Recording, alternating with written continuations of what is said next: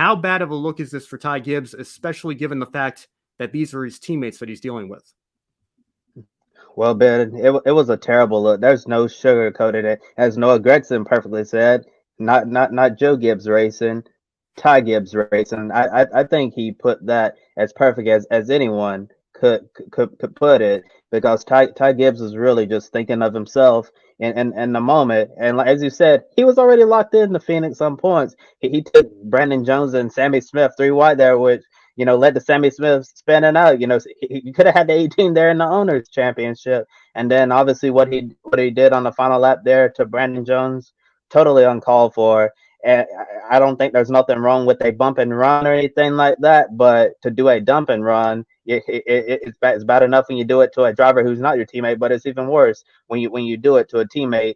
And in order for Ty Gibbs to truly mature and understand why this is not right, he really needs to begin thinking about the big picture. At the end of the day, yeah, you want to be the one to go out there and win races and championships, but in a situation like this, you have to think about more than yourself and your own desires. You have to think about the company as a whole, and instead of only a single Joe Gibbs racing entry in one Toyota versus 3 Junior Motorsports Chevrolets, it could have been a 50-50 split. Joe Gibbs racing would have had a 50% chance of winning the championship. Now all the hopes rely on Ty Gibbs versus Dale Jr. and Kelly Earnhardt's cars. So I feel like that Ty Gibbs made a very, very selfish move here. And I got to commend Brandon Jones for how he handled this. He handled this situation a lot better than any driver, any one of us would have done. He was very upset. Said that he lost the respect of Ty Gibbs. And I think if anybody had any respect left for Ty Gibbs before Martinsville, it's probably all gone now, because he had to have a police escort leaving the track on Saturday night, and he needed a police escort entering the track on Sunday morning. I really hope Ty Gibbs will legitimately try to learn from this situation, because it's a horrible look when you take out your teammates. And I know we don't like to see team orders in motorsports. I don't like them at all. I'm glad we didn't see any team orders. We saw them racing out, but at the same time, when you're in the driver's seat, you shouldn't have to be told anything. You should think about big picture. I'm locked in on points. If Brandon Jones is going to win this race, I'm just going to hold second, so we can do what's best for the organization moving forward. But instead, Ty Gibbs wanted to win that race, so end up taking out his teammate. And the thing is, if I were a driver, I took out my teammate like that, I wouldn't even be celebrating at all. In victory lane, I would get out of the car, and I would feel dejected because I know that was wrong. But Ty Gibbs, he gets out of the car, does this like, so what, and that's not a good mentality to have at all. Ty Gibbs certainly has a lot to learn if he's going to be a full time NASCAR Cup Series driver. As right now, with Kyle Busch leaving the 18 car, the worst kept secret in the Cup Series garage is Ty Gibbs is going to be in that car. And before I said, do I think Ty Gibbs is ready to be a full time NASCAR Cup Series driver? I said from a talent standpoint, yes, but from a maturity standpoint, no. And I still stand by that. I'm not even sure if Ty Gibbs is ready for the Cup Series in general, despite all the talent that he has, because this was not good at all.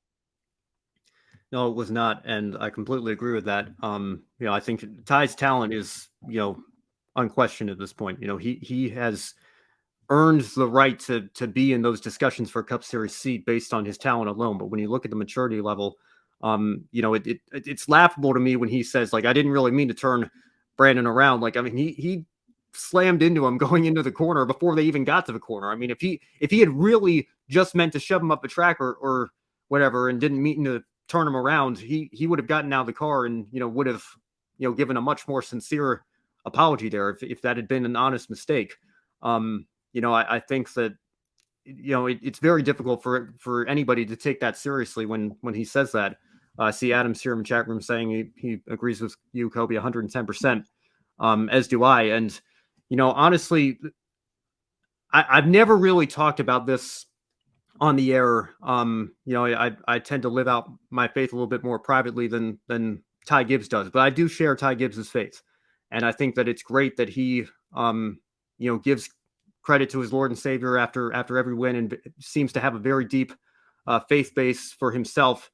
But to me, it's very hypocritical when he talks about his faith and then turns around and, is clearly willing to, do controversial things on the track. Or, the last time we were at Martinsville, he got into that pit road scuffle with Sam Mayer. It's not the first time that he's made enemies out there, and to, turn around and try to, justify it with, there was that comment that he made on Sirius XM again, saying Jesus was hated first and among all the people. And, I think the quote was taken out of context a little bit by some, but you could certainly read that and think that, Ty Gibbs is comparing himself to Jesus Christ. I mean, it's very troubling to me that he would try to use that as a defense for something that I think is, again, while maybe not as dangerous as what Bubba Wallace did to Kyle Larson just a couple of weeks ago at Las Vegas. Obviously the speeds are slower and everything. It's still pretty indefensible in my opinion, especially when you're talking about a teammate.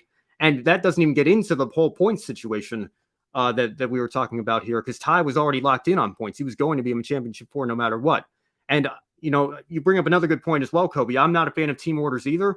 And I know we just talked on this show last week about the ThorSport truck teammates and them, maybe or maybe not laying over for Ben Rhodes with Christian Eckes and Matt Crafton. Maybe they could have tried a little bit harder to get around him, but Ben was fighting for a championship 4 spot.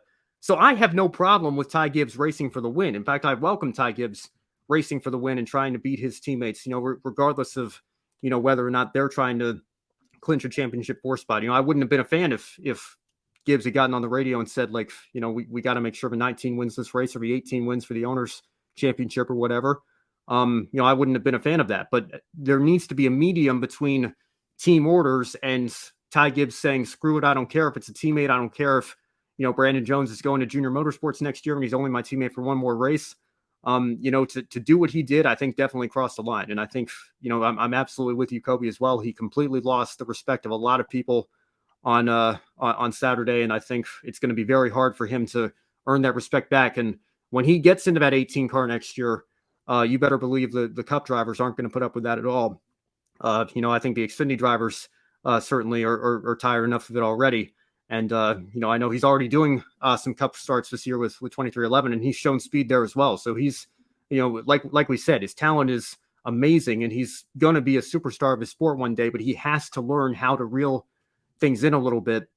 And when those things happen and when those incidents happen, you can't get out of your car and put your hands up and show little to no remorse for it, because it's certainly not a good look at all. And you mentioned Ty Gibbs in the Cup Series with 2311 Racing, and he's also showing immaturity there. You remember what happened on pit road at Texas with Ty Dillon? So he already has a strike against him there. And if Ty Gibbs had hit Ty Dillon a lot harder, that could have potentially injured somebody on pit road, and that was also a really bad look for him. See, we got a question right here in the chat room saying, what if Ty Gibbs does that in the Cup Series? And I'll let you know right now, those Cup veterans are not going to put up with that at all. That's if Ty Gibbs thinks he can get away with that at the Cup level, he's sadly mistaken, because those veterans like Kevin Harvick, they're not going to accept that type of Brad Keselowski's of the world.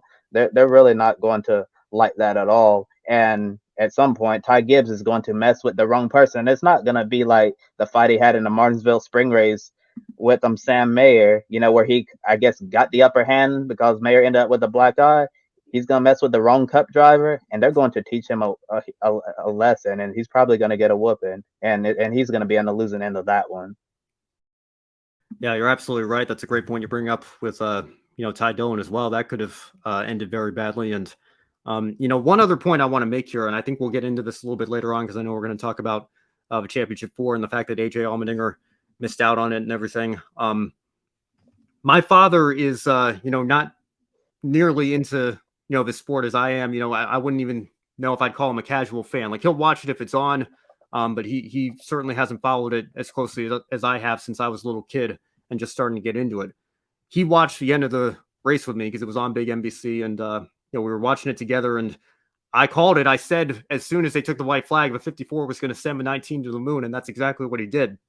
And once they, were showing the replays of it, he asked me straight up, like, is that allowed? Because if that is allowed, this is not a legitimate sport. Now, I get that, some people might be entertained by the chaos that we're seeing, and maybe that's what NASCAR is, going for with the championship format that they have these days. But if that's the target audience to bring in, people that don't watch the sport every week, but hear that there's this exciting championship battle and there's chaos going on at the finishes of these Martinsville races, and that's the reaction that they walk away with, that this is not a legitimate sport. If you spin out the leader, I'm taking the white flag and end up getting to keep the checkered, that the sport's legitimacy is being questioned. I think that's not a win for anybody. And, I know, Kobe, you and I were talking in our own great group chat after the race that, at a local short track, if you did what Ty Gibbs did to Brandon Jones, they'd bump you to the last car in the lead lap, or they disqualify you, or, in like an FIA sanctioned series, they give you a 5 or 10 second time penalty. NASCAR is the only sport that I can think, or the only racing series that I can think of that has no clear definition of any sort of avoidable contact penalties whatsoever. And the fact that there are local short tracks that will take this more seriously than the Cup Series and the Xfinity Series and the Truck Series, well, I think is, what Ross Chastain did, I know we were just talking at the beginning of the show, that's absolutely not a black eye on the sport. There might be some controversies in regards to how we react to that, but, it's certainly a black eye on Ty Gibbs, if not on NASCAR entirely, for letting that go completely unpoliced. Hey everyone, I'm Ben Schneider. Thank you so much for watching. Before you go, make sure you subscribe to my YouTube channel for more Grid Network highlights and analysis, and for full episodes of Grid Live Encore and other Grid programming, subscribe directly to Grid Network.